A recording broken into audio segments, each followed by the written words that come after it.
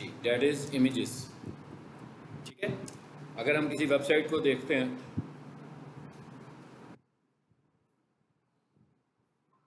कैसे हैं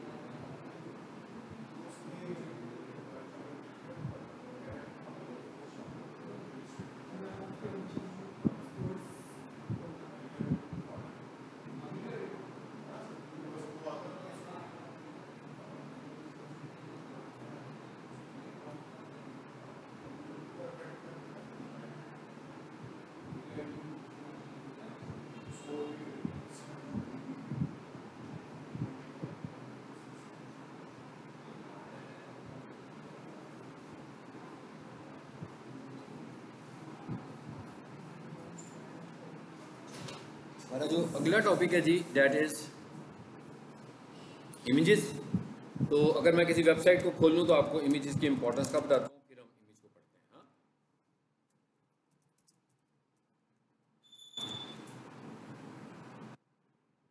ये जैसे एक वेबसाइट है, मैं इस पर क्लिक करता हूँ।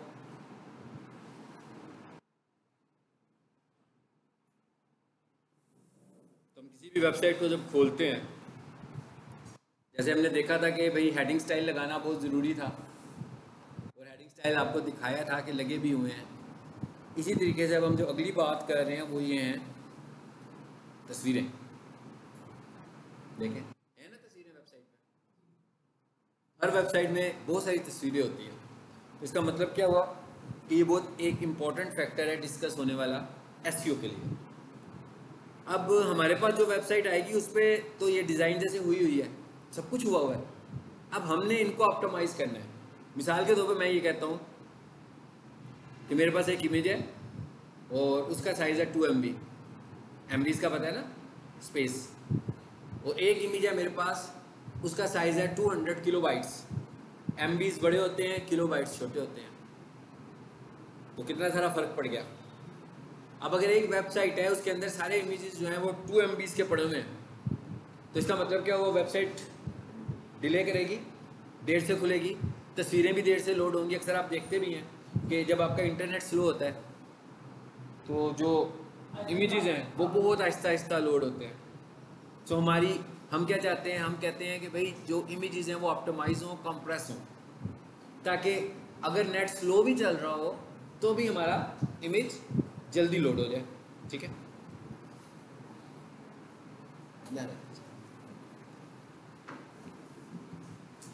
सो अब हम आज का जो हमारा टॉपिक है वो है इमेज ऑप्टिमाइजेशन। अब हमने जो रियली करना है वो ये नहीं करना कि इमेज की प्लेसमेंट कैसे होनी है, कि भाई इमेज इधर आएगा, इमेज उधर आएगा, इमेज कैसे प्लेस करने हैं। हमने ये देखना है कि क्या इमेजेस ऑप्टिमाइज्ड हैं कि नहीं है। इसके लिए हमें पहले इमेज के टैग को समझना पड़ेगा, क्योंकि भाई जब कोडिंग में जाना है तो पहले तो इमेजेस को आइडेंटिफाई करना है, समझने की ज़रूरत है ना। जैसे मिसाल के तौर पर मैं यहाँ आऊँ,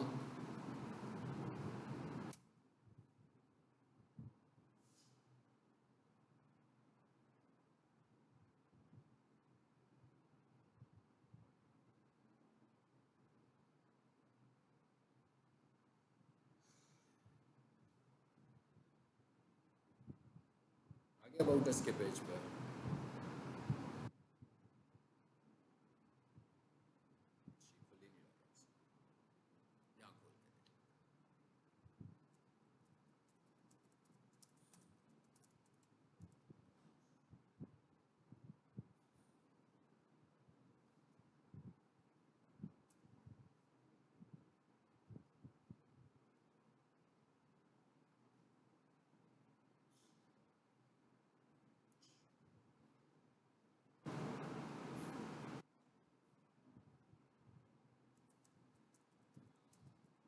जी आ जाए।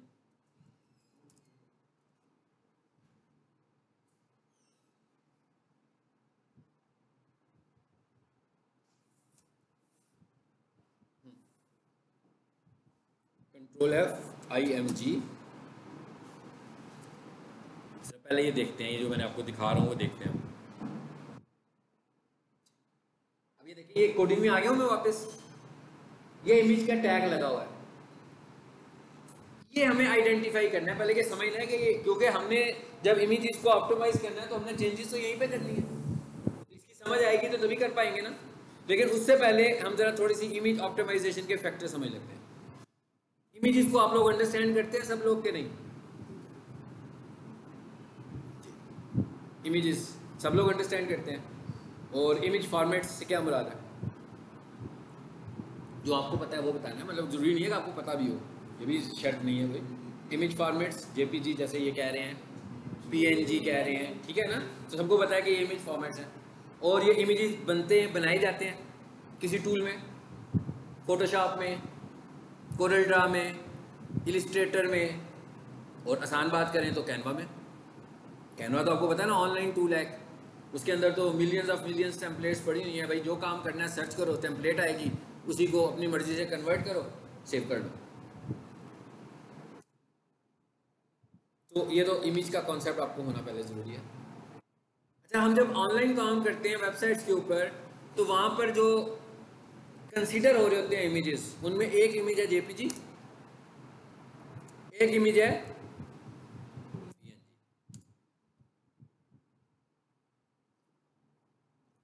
जो ज़्यादा कंसीडरेशन मिलती है वो इसको मिलती है, पीएनजी को मिलती है। अब एक और इमेज है, फॉर्मेट है, नेक्स्ट जनरेशन इमेज फॉर्मेट।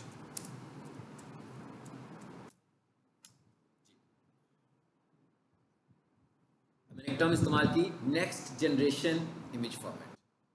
आपको अगर हवा नहीं आ रही है तो पंखे के नीचे आ जाना, क्यों? जिसको हवा नहीं आ रही पंखे के नीचे हो जाए, ठीक है। Next generation image format. So हमारे पास नेक्स्ट जनरेशन इमेज फॉर्मेट से क्या मुराद है? नेक्स्ट जनरेशन इमेज फॉर्मेट का मतलब है कि भाई वेब का इमेज फॉर्मेट कौन सा है, जिसको वेब कंसीडर करता है बहुत ज़्यादा। वैसे तो मैं कहूँ बहुत सारी वेबसाइट्स हैं जिनमें इमेजेस होंगे जेपीजी में होंगे या पीएनजी में होंगे।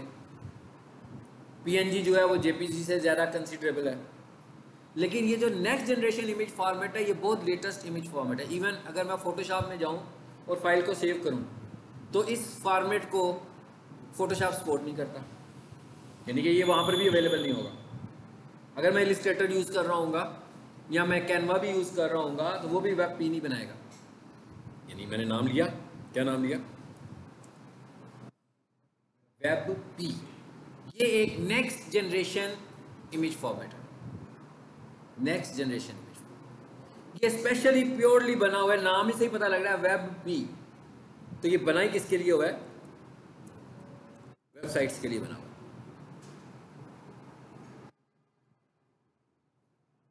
अब ये मैंने कहा कि भाई कन्वर्ट तो कोई कर ही नहीं रहा टूल इसको, यही कहा ना मैंने।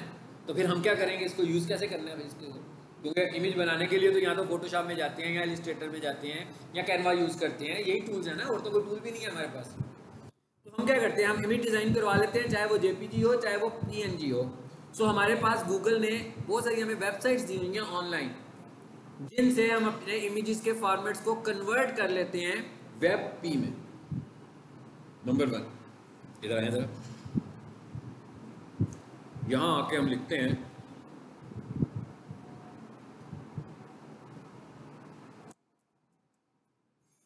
Online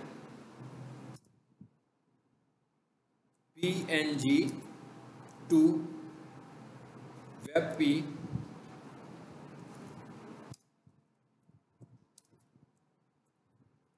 converter.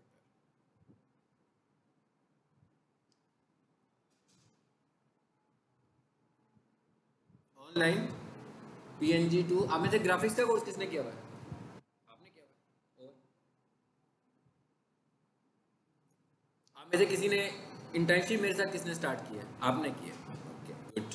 आपने एक दिन में मुझसे अच्छा काम कर रहे हो, हालांकि आप एक ही क्लास में आपने अभी मेरा और आपका इंटरेक्शन हुआ है। देखिए प्रैक्टिकली सीखने का तरीका यही है कि आप प्रैक्टिकल चीज़ों पे काम करना शुरू कर दो। जब आप रियल लाइफ की चीज़ों पे काम करते हो फिर सीखते हो। अदरवाइज तो क्लासरूम में तो हम जो सीख रहे हैं ना वो कॉपी वर्क है, वो रियल लाइफ नहीं है। इसी तरह जो यूनिवर्सिटी से हम सीखते हैं वो भी कॉपी वर्क होता है। फिर जब हम मार्केट में जाते हैं तो फिर हमें पता लगता है कि काम कैसे होना है। तो सबको मैं रिकमेंड करता हूँ कि पढ़ने के दौरान कहीं ना कहीं सर्व करना शुरू कर दें। पैसे मिलते हैं तो ठीक है, नहीं मिलते हैं तो भी कोई बात नहीं है, लेकिन आप सर्व करना शुरू करें, क्योंकि जब आपकी स्किल बढ़ेगी तो फिर लोग आपको खुद पैसे देके हायर करेंगे। स्किल बढ़ाना ज़रूरी है। अभी हम लोग कोर्स कर रहे हैं, कोर्स करने से आप स्किलफुल नहीं होंगे, कोर्स करने से आपको सब चीज़ों का पता लग जाएगा। बस आपको पता लग जाएगा कि भाई आप क्या काम करने लगे हो, बस इतना। लेकिन ये जब तक आप किसी प्रैक्टिकल चीज़ पे काम नहीं करोगे और प्रैक्टिकल सिनेरियो में हमें कैसे चीज़ों को लेकर चलना होता है वो देखना है, तो उसके लिए आपको इंटर्नशिप की ज़रूरत है सबको।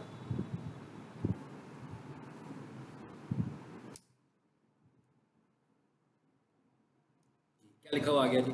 कितने सारे टूल्स आ गए। अब आपने इसको भी देखना है जो मेरे साथ इंटर्नशिप का है। हम लोगों ने इमेजेस को सिर्फ बनाना नहीं है, इमेजेस को छोटा भी करना है।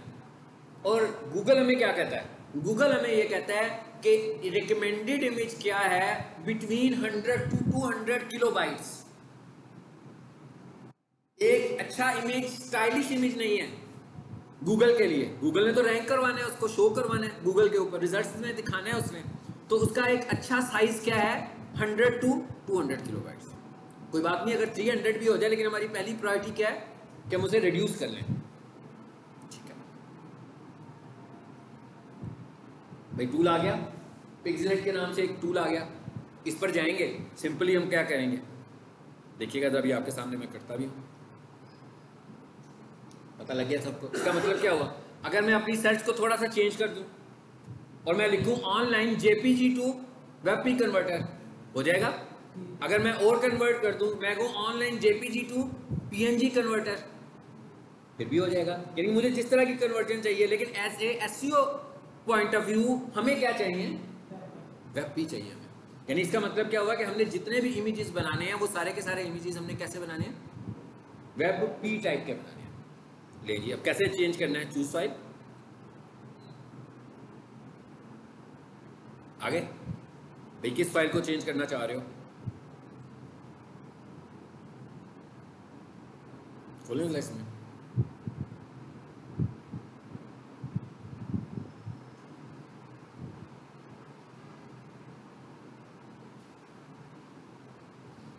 अच्छा, इसमें मैंने कोई इमेज ही नहीं रखा हुआ। चले मैं उस जगह पर चला जाता हूँ जहाँ कोई इमेज हो। कहाँ पे होगा? यहाँ पे होगा।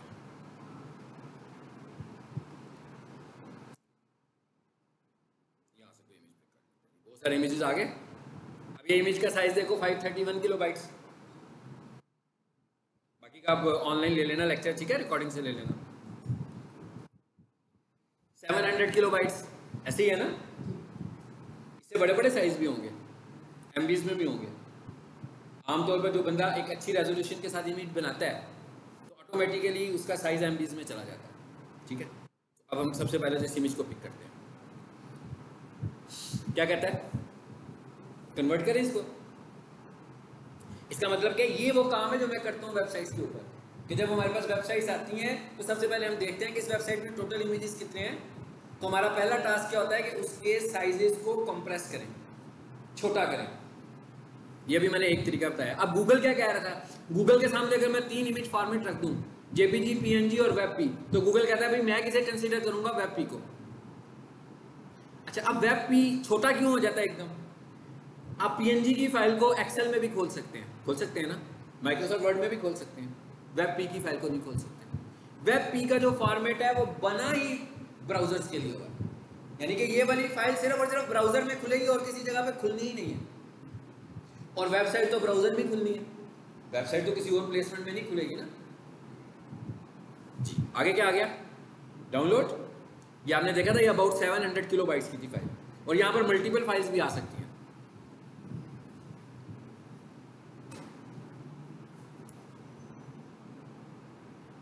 जी। साइज पता लगा क्या होगा? क्या हुआ साइज? 111 किलोबाइट्स। 700 किलोबाइट से 600 किलोबाइट्स हमने एक फाइल के सेव कर लिए। अगर इस वेबसाइट पर 200 इमेजेस होते हैं तो कितनी स्पेस सेव होती? अगर इस पे 1000 इमेजेस होते तो कितनी स्पेस सेव होती? अगर इस पे 50 इमेजेस होते तो हमने कितनी स्पेस सेव की? स्पेस सेव की और रन टाइम भी बचा लिया। वो जो इतनी देर इसने लोड होते रहना था ना खोलने में, और फिर यूजर ने किसी और वेबसाइट पे चले जाना था कि भाई ये तो वेबसाइट ही लोड नहीं हो रही। ठीक है, अच्छा एक चीज ये होगी। अब एक चीज और बताने लगा आपको, वो क्या है?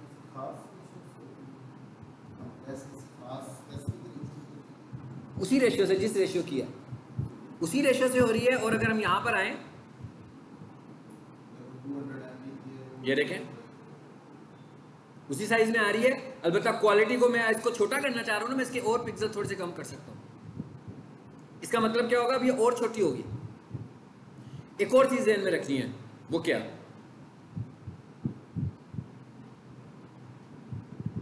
वो क्या जी? एक चीज और,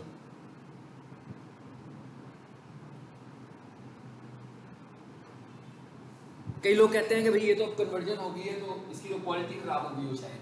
पहली बात है कि अभी हम चीज को देखेंगे उसकी क्वालिटी में जरा भी फर्क नहीं आएगा। दूसरी बात, आज के दौर में सब लोग हमारी वेबसाइट्स कहाँ खोलते हैं? मोबाइल पर। डेस्कटॉप का तो रिवाज बहुत ही खत्म हो चुका हुआ है। और जो लोग डेस्कटॉप पर खोल रहे होते हैं वहां पर हमें ऐसे लगता है कि उनकी इंटेंट कोई इतनी खास नहीं है, मतलब उधर से हमें कोई खास कन्वर्जन नहीं मिलनी है। ज़्यादा अच्छी कन्वर्जन हमें कहाँ से मिलती है? मोबाइल से। अब एक छोटी सी डिवाइस किसी के हाथ में है, उसमें फॉर एग्जांपल थोड़ी देर के लिए हम ये सोच भी लेंगे ग्राफिक्स ड्रॉप हो गए, तो ग्राफिक्स तो बड़ी स्क्रीन पे ड्रॉप हुए ना, छोटी स्क्रीन पे तो ड्रॉप हुए ही नहीं। ऐसा तो नहीं है किसी ने तस्वीर देखी और बिल्कुल बड़ा कर करके देखी जा रहा है और जूम के लेवल को मैक्सिमम करके कहेगा कि भाई ये अच्छी लग रही है कि बुरी लग रही है, ऐसा नहीं है। इसलिए ये वाला इशू हमारा है ही नहीं।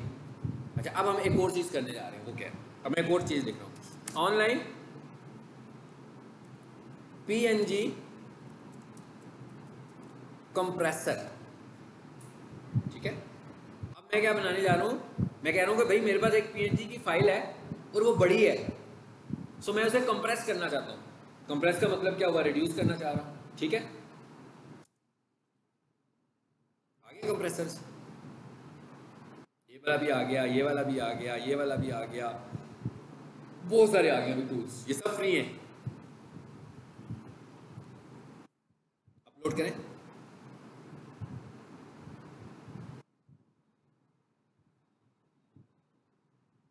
यही आई थिंक सो, ये थी। इसी को दोबारा पिक कर लेते हैं। इस बार मैं कन्वर्ट नहीं कर रहा, मैं अभी वेब पेज तो नहीं बना रहा। इस बार मैं क्या करने जा रहा हूँ? कंप्रेस करने जा रहा हूँ। तो क्या कहता है भाई? कंप्रेस कर दिया मैंने। अब इसने PNG को ही कंप्रेस कर दिया। ठीक है, इसने PNG को ही कंप्रेस कर दिया। सो मैंने कहा भाई इसको डाउनलोड करो। कितनी हो गई है? 212। कहाँ पड़ी है जी? अभी देख लें। मिन के नाम से मिनिमम कर दिया ना उसने, उन्होंने इसके नाम के आगे ये लगा दिया। अभी नामों को भी बात करते हैं, नामों की भी बहुत इंपॉर्टेंस है। ठीक है, नामों की भी इसके बाद बात करेंगे। अब वापस आ जाते हैं उसी में।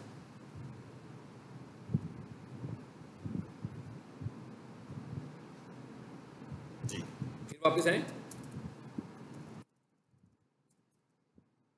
यही था टूल। ये उनका एडिटर भी आ गया साथ, इसकी जरूरत नहीं हमें।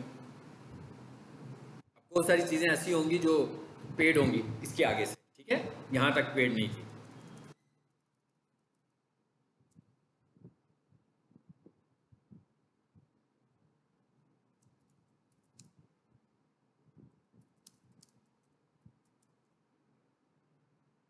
चलो ये PNG कन्वर्टर पे चले जाए सीधे ही। चूज फाइल, डाउनलोड्स में आई है मिन वाली फाइल। ये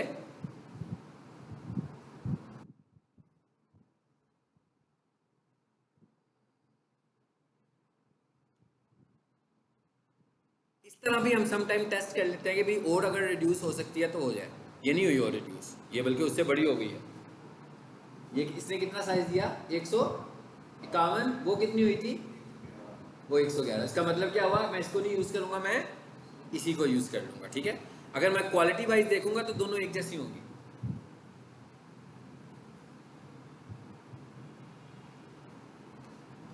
अब ये देखिए है कौन सी, ये वेब पी है, इसे डबल क्लिक करें, ठीक है, ये वो है जो अभी हमने मिनिमम वाली की है। अब ये देखिए इसके साथ आइकॉन चेंज हो गया। मैंने कहा था ना कि ये वाली फाइलें कहाँ खुलती हैं, सिर्फ ब्राउजर्स में खुलती हैं। सो इसने या तो माइक्रोसॉफ्ट एज में खुलना होगा या गूगल क्रोम में खुलना है, ठीक है। अच्छा, अब इसका मतलब क्या हुआ, एक फैक्टर हमने समझ लिया, मैं क्या एक फैक्टर हमने समझ लिया। दूसरा फैक्टर क्या है, दूसरा फैक्टर है file name. File name important बात है कि हम अपनी फाइल का नाम कैसा रखेंगे।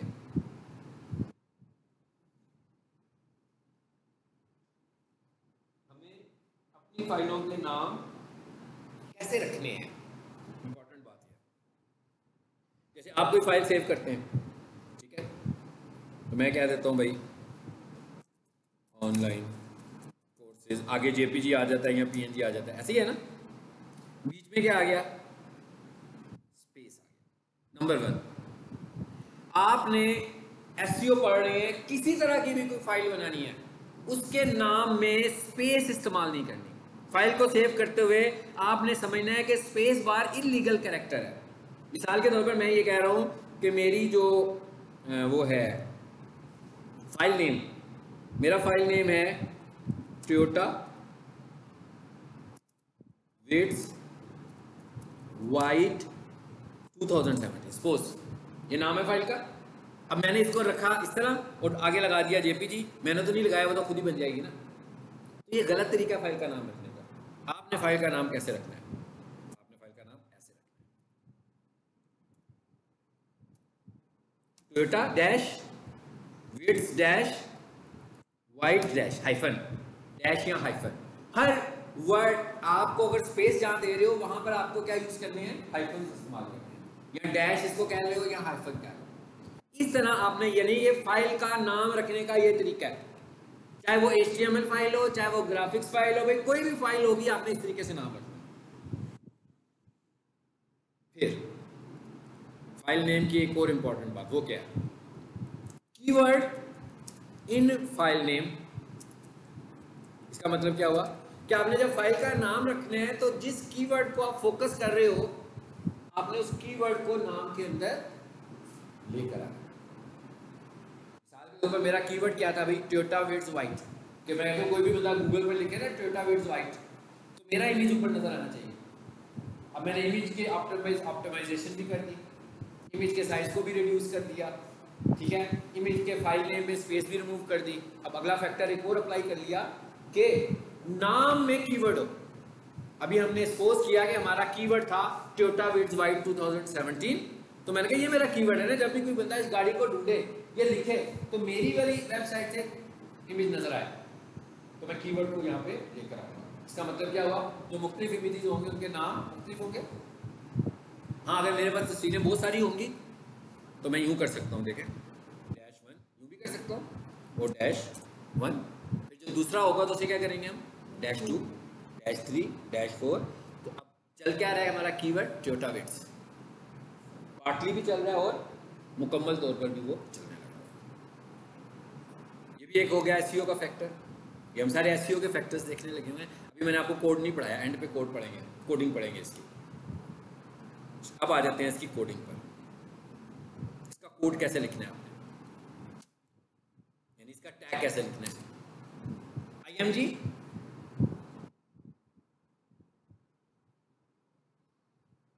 स्पेस SRC इक्वल्स टू,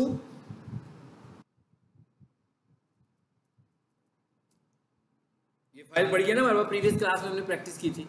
मैं क्या प्रीवियस क्लास में हमने प्रैक्टिस की थी ना, उस फोल्डर में ये फाइल पड़ी हुई है। अगर मेरे पास कोई और इमेज होता मैं उस पर कर लेता, मेरे पास ये ऑलरेडी अवेलेबल है, इसलिए हम टाइम सेव कर रहे हैं, किसी को यूज़ कर लेते हैं। और आपने ये नोट करना है कि जब हम कल इसको इस्तेमाल कर रहे थे तो इतनी सी थी है, आज हम जब हम इसको इस्तेमाल करेंगे तो बड़ी आएगी, इसलिए कि आज हम इसको शॉर्टकट आइकन नहीं कह रहे हैं, आज हम इसको इमेज कह रहे हैं।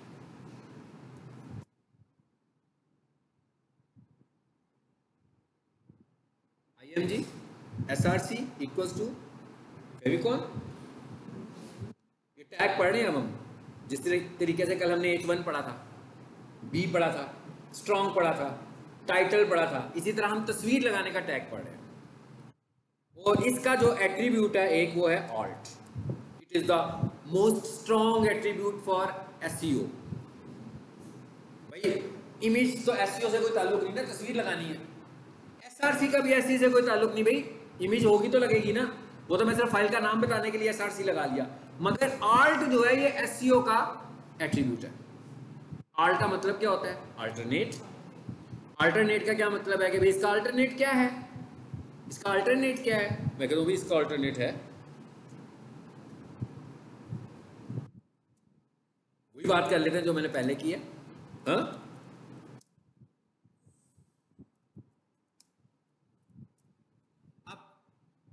अल्टरनेट एक मैसेज है, फाइल नेम तो नहीं है ना, इसलिए यहां पर मैं डैशेज नहीं लगा रहा। ये फाइल नेम नहीं है, ये तो एक मैसेज है। तो ये मैसेज आपने ऐसे ही लिखना है जैसे आप वर्ड में लेटर लिखते हो तो स्पेसेस देते हो।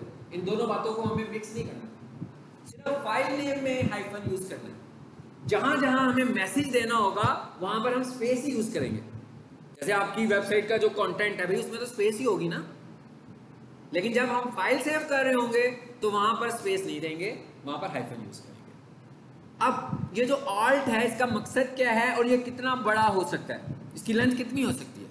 इसकी लेंथ है जी 120 से लेकर 140 कैरेक्टर्स तक। यानी हम इसको मैक्सिमम कितना बड़ा आल्ट मैसेज दे सकते हैं? आल्ट मैसेज, मैं इसको एक मैसेज कह रहा हूं, कितना बड़ा मैसेज हो सकता है? 120 कैरेक्टर से लेकर 140, मतलब मैक्सिमम 140 कैरेक्टर का मैसेज। ये मैसेज क्यों दे रहे हैं भाई, इसका क्या फायदा है, अभी देखते हैं। उसके बाद एक और एट्रीब्यूट है इसका और वो है टाइटल। ये टाइटल का एट्रीब्यूट क्या काम करता है भाई? ये सिंपल सा एट्रीब्यूट है, इसका ये काम होता है, ये काम देखें, ये मैं माउस रखता हूं इसके ऊपर, क्या लिखा हुआ आ गया? रीस्टोर आ गया ना लिखा हुआ ऊपर, सबने देखा है कि नहीं देखा? मिनिमाइज आ गया, यानी इसका मतलब क्या हुआ? माउस ओवर मैसेज आ रहा है। तो मैं ये चाह रहा हूं कि जब कोई बंदा मेरी वेबसाइट पे मेरे इमेज पे माउस रखे तो वहां पर भी कोई मैसेज आए और वो मैसेज भी मेरा कीवर्ड हो। ज्यादा अच्छी बात है, उसको लगेगा ना कि भाई जो चीज मैं ढूंढ रहा था ये वही चीज मुझे मिल गई है। तो अब हम यहाँ आए तो मैं कहता हूँ यही कीवर्ड मैंने कॉपी किया यहाँ से,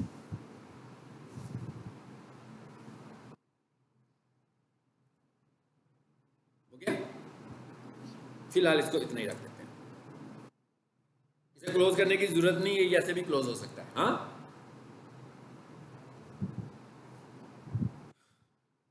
पहले जरा इस फाइल को सेव करके रन करें, फिर इसको समझते हैं मजीद। कहाँ है जी? ये डी में फाइल पड़ी है शायद HTML क्लास के नाम से, ऑल फाइल्स, और यहाँ पर आकर इसका नाम image2 कर दो, पहले भी मैंने शायद फाइल बनाई है .html, ऐसे ही है जी, ठीक है। फेविकॉन पढ़ा है ना ऑलरेडी, इसका मतलब मैं इसको यूज कर सकता हूँ। वैसे मैंने एक और नाम भी रखा हुआ है, ये देखिए फाइल का कॉपी की हुई है मैंने, फाइल किसी और नाम से भी की हुई है ना, दूसरे नाम से, मैं चाहूँ तो इसको भी यूज कर सकता हूँ।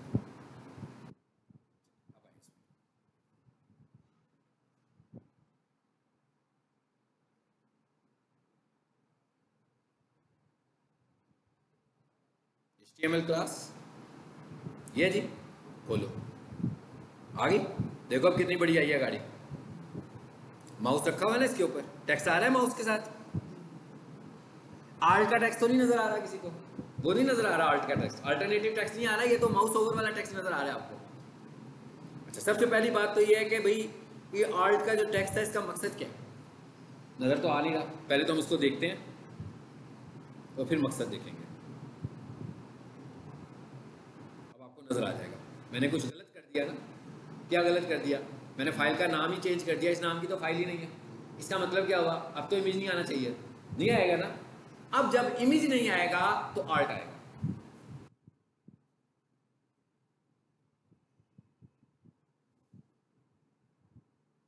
रीलोड करें, आ गया आल्ट जी। ये वो बाकी का मैसेज कंफ्यूज कर, इस सारे मैसेज को रिमूव करना है बीच में से ना, ताकि सिर्फ वही मैसेज आए जो उसका आ रहा है। इसको भी डिलीट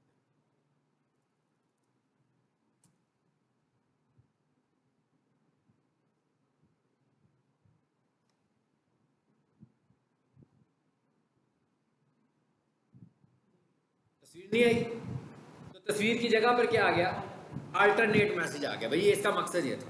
अब ये पर्पस एसईओ का तो नहीं हो सकता। आपको लग रहा होगा कि इसका एसईओ से क्या लेना देना है कि तस्वीर नहीं आ रही तो टेक्स्ट आ रहा है। भाई एसईओ को क्या फ़ायदा है इसका? कोई फ़ायदा नहीं है।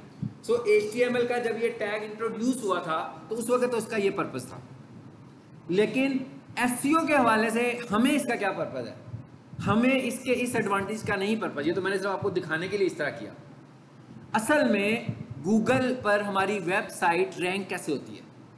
गूगल पर हमारी वेबसाइट को रैंक करने के लिए कोई बंदे तो नहीं बैठे हुए वहाँ पर कि वो देख के फैसला कर रहे हो कि हाँ भाई अच्छी वेबसाइट है, आपको भी अच्छी लग रही है, मुझे भी अच्छी लग रही है, तो खूबसूरत है, तो इसे ऊपर ले आओ। ऐसे नहीं है, इस तरह के तो जज कोई नहीं बैठे हुए। बल्कि गूगल का अपना एक सॉफ्टवेयर है जिसको वो बोलते हैं क्राउलर। वो क्या करता है? वेबसाइट्स को क्राउल करता है और देखता है कि किन वेबसाइट्स ने हमारे ज़्यादा से ज़्यादा स्टैंडर्ड्स को फॉलो किया। तो इसका मतलब क्या हुआ? क्राउलर जो है वो तो एक सॉफ्टवेयर है, उसके नज़दीक किसी इमेज की क्या इंपॉर्टेंस हो सकती है? नो।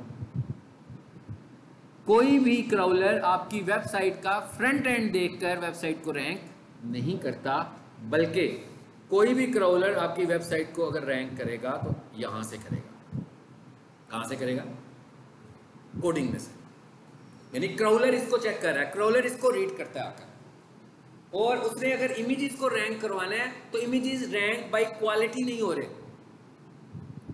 इमेजेस बाय रैंक हो रहे हैं उन फैक्टर के जिसके लिए उसने कहा था। तो उसने कहा कि भाई अगर आप अपनी तस्वीर को किसी कीवर्ड के अगेंस्ट रैंक करवाना चाह रहे हैं तो मुझे उस तस्वीर के टैग में आकर यह बता दो कि इसका कीवर्ड कौन सा है, और वो कीवर्ड कहाँ बताओ मुझे? आल्ट के अंदर।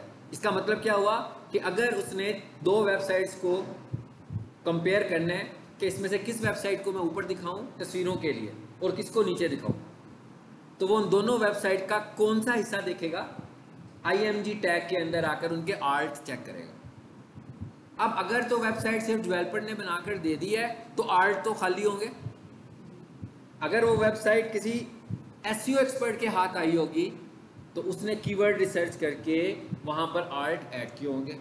मतलब जब हमारे पास कोई वेबसाइट आती है तो उसमें 10 इमेजेस हैं, 100 इमेजेस हैं, 1000 इमेजेस हैं, सबके आर्ट खाली होते हैं या इररेलेवेंट होते हैं। तो हम क्या करते हैं? कीवर्ड रिसर्च करके पहले उनके कीवर्ड्स बनाते हैं, फिर उनके आर्ट्स को रेलिवेंट करते हैं उन कीवर्ड्स के मुताबिक। तो इसका मतलब क्या हुआ कि एक अगला SEO का फैक्टर क्या हुआ? Use of alt attribute. और आल्ट एट्रीब्यूट में क्या यूज करें? कीवर्ड। इस एग्जांपल में देखें जरा, इसके आल्ट एट्रीब्यूट में क्या यूज हुआ है? लिखा हुआ है प्रोफेशनल किचन इक्विपमेंट। अब ये देखें, अब ये मेन नहीं था इसलिए हमने यहाँ पर ये भी बता दिया लोगो है ये, भाई इसको रैंक ना करना। हम ये कह रहे हैं कि ये लोगो है तो इसको लोगो समझे। क्राउलर को हमने कहा कि ये लोगो है। ऐसा नहीं है कि कोई बंदा कमर्शियल किचन इक्विपमेंट फाइंड कर रहा हो तो बजाय इसके कि हमारा पिज्जा ओवन आएगा या बेकरी इक्विपमेंट आएगा, हमारा लोगो उसके सामने आ जाए। तो आगे हमने लोगो भी लिख दिया। जब कोई बंदा लोगो फाइंड करेगा ना फिर लोगोज आएंगे, और जब हमने करना होगा ना कि नहीं ये प्रोडक्ट है तो फिर मैं उसके आगे लोगो नहीं लगाऊंगा। एक फैक्टर ये भी हो गया। एक और फैक्टर है आखिरी, वो क्या है? वो है विड्थ और हाइट। अच्छा, अब ये जो विड्थ हाइट है ये तो किसी भी इमेज की होगी। जैसे भी वो वाला इमेज है उसकी कोई ना कोई विड्थ तो है, कोई ना कोई हाइट भी है, उसका कोई ना कोई साइज तो है, उसका पहले से कोई डिस्क्राइब्ड साइज है, उसका पहले से कोई डिस्क्राइब्ड साइज पहले ही मौजूद है। लेकिन अब हम SEO के हवाले से देख रहे हैं कि क्या। मिसाल के तौर पर हम ये कहते हैं भाई ये वाली क्लास है, इस क्लास में 50 स्टूडेंट्स आ सकते हैं। ठीक, हमने क्या किया हुआ है? साथ वाले कमरे में ना 50 कुर्सियां रखी हुई हैं। मैं पढ़ाना शुरू करता हूँ, 50 स्टूडेंट्स आते हैं, हर बंदा अपनी कुर्सी लेकर आ रहा है। भगदड़ मिचेगी कि नहीं मिचेगी? गड़बड़ हो जाएगी ना। मतलब आधा घंटा तो वो लोग सीटिंग एडजस्ट करते रहेंगे। लेकिन अगर वही 50 कुर्सियां हम क्लास शुरू होने से पहले ही अरेंज करके यहाँ पे रख दें, भगदड़ मचेगी? फिर बिल्कुल नहीं मचेगी। इसी तरह जब आपने अपनी वेबसाइट पर तस्वीरों को स्पेसिफाई नहीं किया, तस्वीरों के साइज स्पेसिफाई नहीं किए, तो होगा क्या? आपकी वेबसाइट लोड होगी तो सबसे पहले वाला इमेज आएगा, बहुत बड़ा इमेज है, लोड हुआ। फिर आगे वेबसाइट गई तो दूसरा इमेज आ गया। फिर उसने कहा ये क्या हुआ भाई, ये तो दूसरा इमेज की जगह भी चाहिए थी मुझे। फिर उसने जैसे कुर्सी वाले ने कहा ना भाई ज़रा कुर्सी साइड पे करनी, फिर उसने कहा इमेज थोड़े से छोटे होते, दूसरा इमेज भी आ गया। दूसरे इमेज के बाद फिर तीसरा इमेज आया, फिर उसने दोनों इमेजेस को डिस्टर्ब किया कि भाई एक और इमेज आ गया, अब मुझे और जगह चाहिए।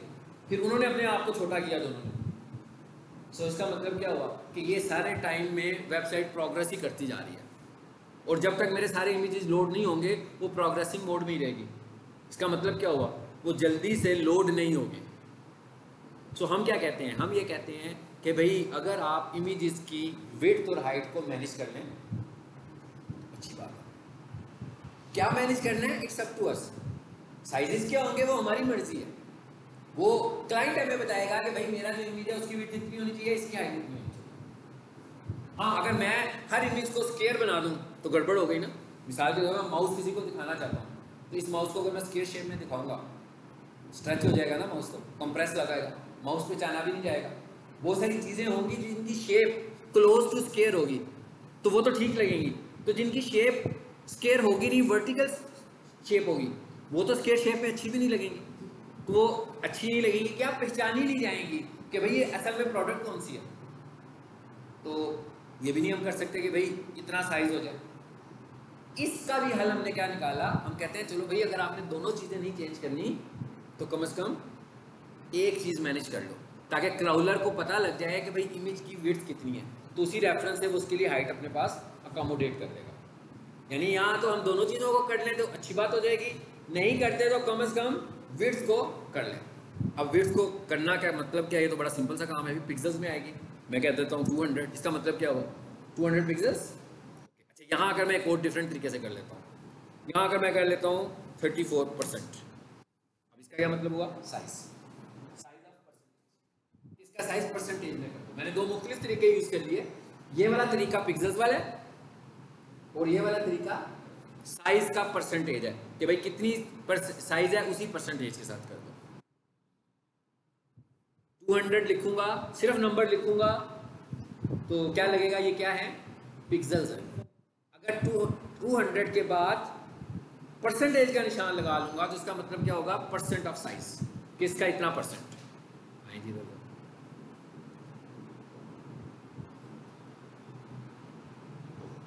क्या हुआ, नेम ठीक कर लें, नेम ठीक कर लें।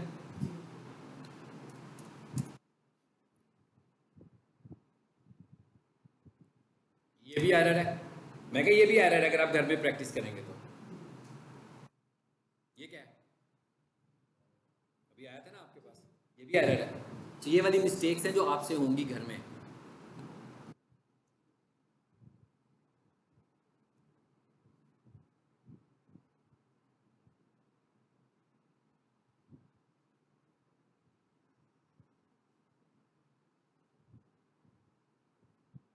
जो भी मैंने उसका साइज किया, ठीक है, मैं एक काम करता हूँ उसकी परसेंटेज को थोड़ा सा और छोटा कर दें। छोटा करें कि बड़ा करें, नहीं छोटा करें, हाइट है ना ये,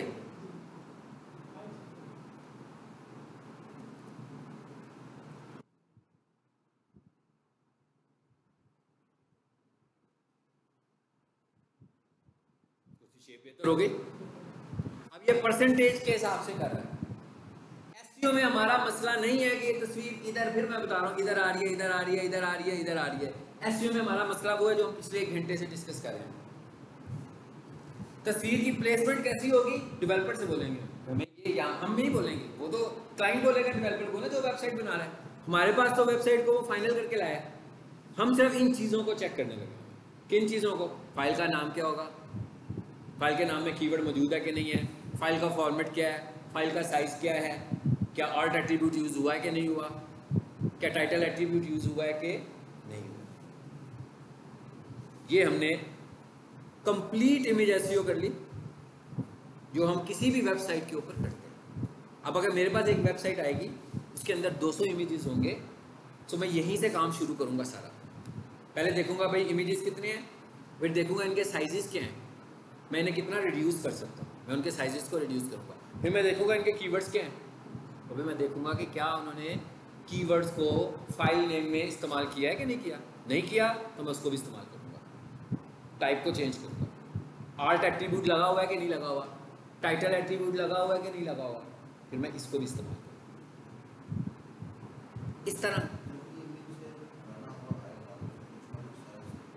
बिल्कुल होगा, चेंज होगी। देखिए विड्थ हाइट को मैं चेंज करवाऊंगा,